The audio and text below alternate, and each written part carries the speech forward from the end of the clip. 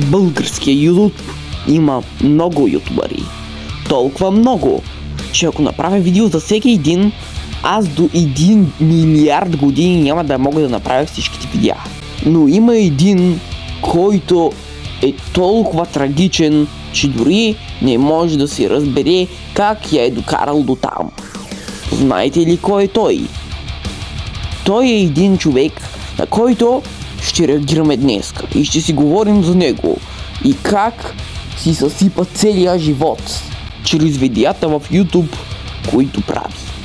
И ако сте си замислили и сте казали, че това е Йоан Петър, вие сте в пълна грешка, защото всъщност ютубър, който днес ще говорим за него, е Бургер Мурдер.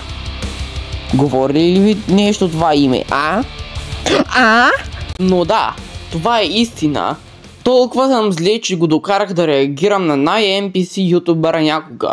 И той е толкова NPC, че ако подаде кандидатура за изкуствен интелект, ще го приемат. И ще уволнят някой изкуствен интелект от работата му заради него. Първото нещо, за което искам да ви разкажа, е историята на Бургер Мурдер. Как стигна до това трагично състояние, в което е сега. Бургер Мурдер започна кариерата си през далечните 2017-2018 година, като първото му видео в канала е ето това, в което обяснява защо са му изтрили миналия канал. Да, той също имал минал канал, който за жалост нямам достъп до него, не мога да видя какво е качвал там. След това, той в канала, който съществува и до днеска, е започнал да качва коментари видеа, горе-долу каквито аз правя.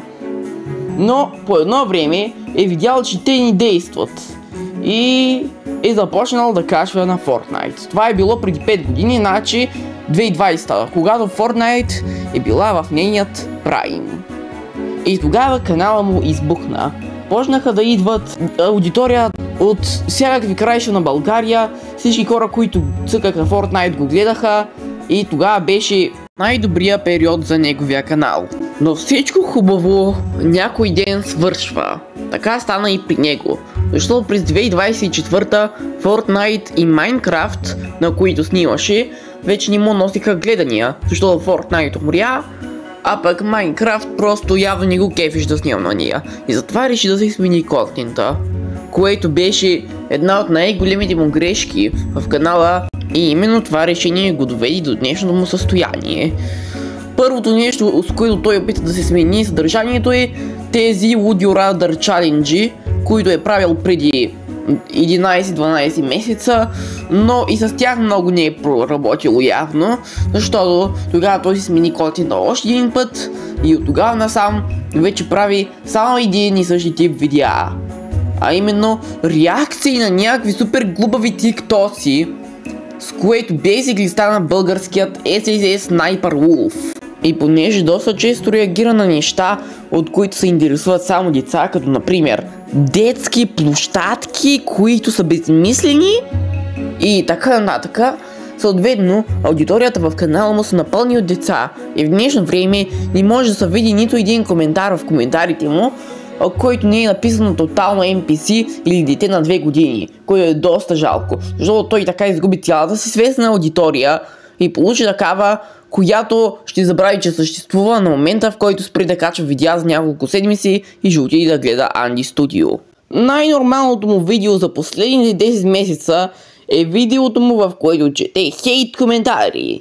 И аз по това видео съм писал на базикня, мъртъв гъс ли сме. Обаче, както виждате, има един отговор. И какво става като кликне един отговор? Появява се Марто Георгиев, т.е. Генов. Марто Генов гангстера, който заявява: не дей да говориш такива неща, че ще се докараш неприятен проблем.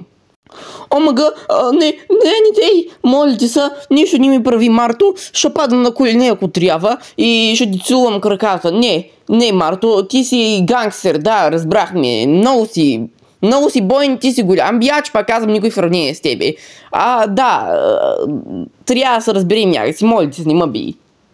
И също, ако може, си купи един буквар и една читанка също ще е добре, защото може да не съм много умен индивид, обаче не трябва да е Все, ами си. Май не си чувал за възвратни притежателни местоимения, Марто Генов. Но настъпи момента, в който аз ще прегледам и оценя съдържанието на този така велик ютубър, поне според някои току-що родили се същества. Така че какво да чакаме, нямам търпение за позитивната енергия, която ще придобия като го гледам, нали? Видео ще четем хейт коментари под шортс видеята ми. Наистина бяха скандални, така че не забравяйте да пръснете лайк бутона и да се абонирате за канала Скамбанка. Все още се питам, той наистина ли изглежда така?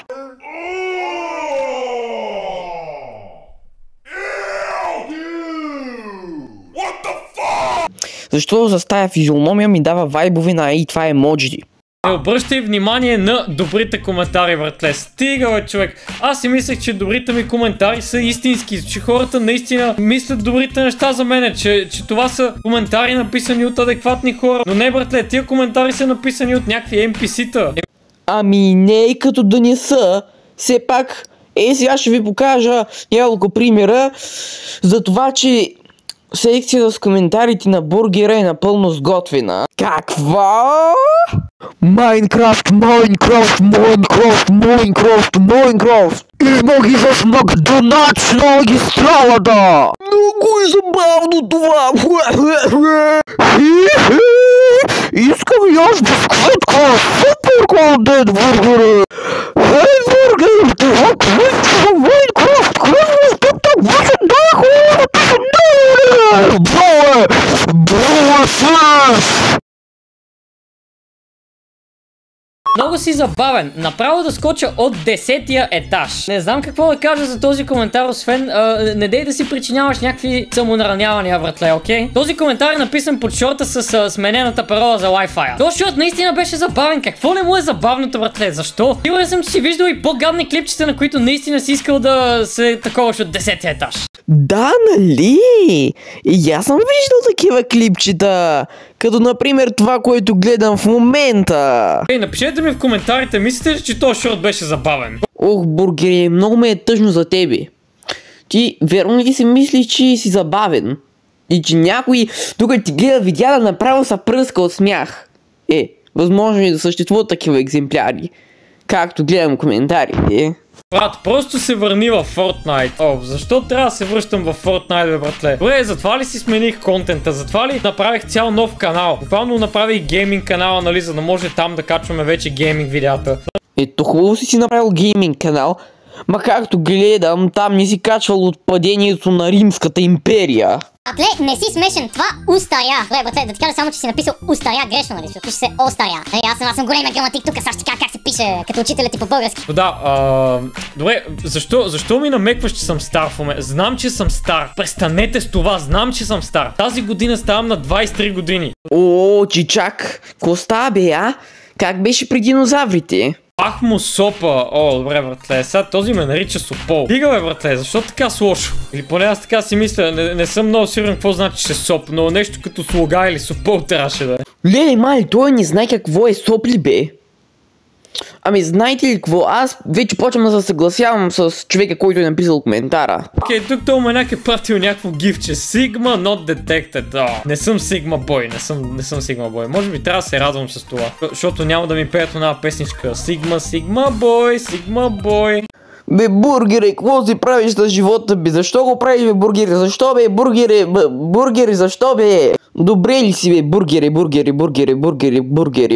Бургери! Работа, брат, работа. Точно така. Работа и само работа. Бе, каква е тая дума, бе? Защо ние цензурираме, бургери? Как смееш да псуваш, като знаеш, че да гледа деца? Все още дъха ми не може да са... Не, бургери, моля да се повече не казвай тая дума. Наистина ми изкарва анкелите всеки път, като я чуя. Ма сериозно, още веднъж, ако кажеш тая псовня, ще те съдя.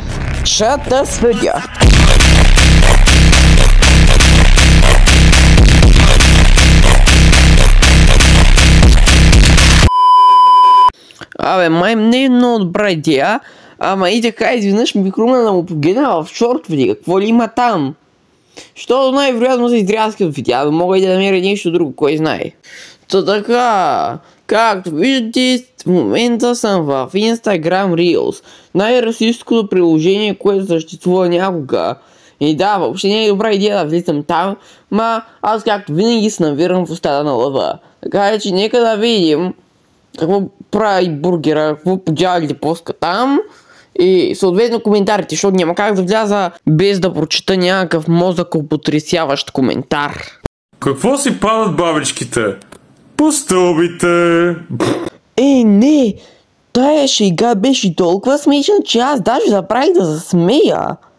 Ама да, бургери, браво, много добре се получава да си комедиант. Да, наистина. Обаче, мисля, че трябва да сложиш вече картофките в турбата. Прекалено си стар, за да правиш такива корни аз шеги, дори не ми се започва с коментарите.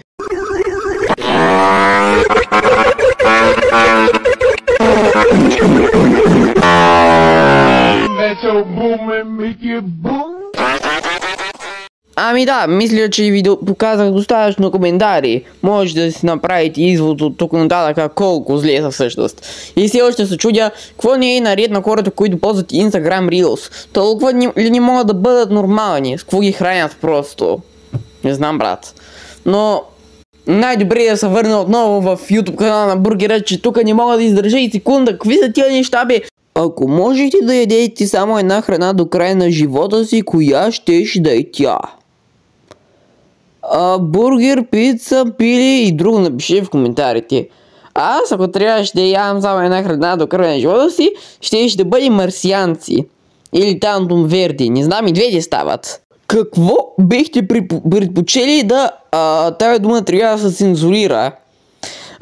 Бургери, ти ни разбрали, че аз съм безработен.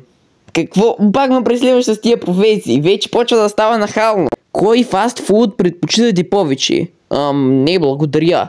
Не съм кейсох, че да нагъвам бърза храна 24/7. Готови ли сте за трета част на какво бихте предпочели? Не! Задоволяващи видеа, които ще ви помогнат да заспите. Чакай малко, бе. Това не е комюнити пост. Защо поделите едитъра ми го е сложил в видеото?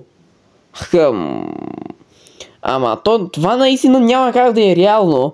Ако бургера наистина е направил такова видео, просто проблема му е прекалено задълбочен и трябва да посети психологията. Аз ще взема все пак да погледна, че да не го правите ви. И ако ми стане нещо, поне да е на мен и не на вас.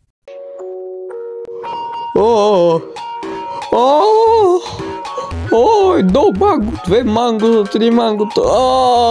Усещам как ми се спъл.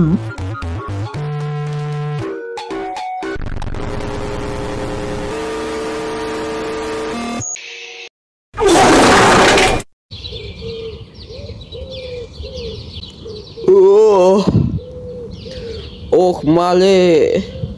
Какъв беше тоя сън, бе?